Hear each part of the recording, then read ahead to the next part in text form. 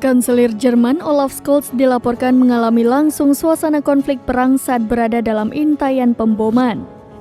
Momen itu terjadi saat Olaf Scholz datang ke Tel Aviv. Saat kunjungannya berakhir pada Selasa 17 Oktober 2023 malam, Olaf Scholz yang hendak lepas landas dari Bandara Ben Gurion di Tel Aviv terpaksa dievakuasi ke tempat perlindungan bom. Alarm serangan udara berbunyi ketika Scholz dan timnya bersiap lepas landas dari Bandara Ben Gurion di Tel Aviv. Sang kanselir pun langsung diantar ke daerah aman sebagai tindakan pencegahan.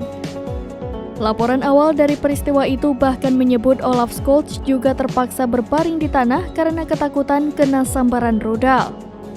Media tersebut melaporkan Olaf dan delegasinya akhirnya mendarat dengan selamat di Kairo setelah lepas landas secara dramatis di Tel Aviv.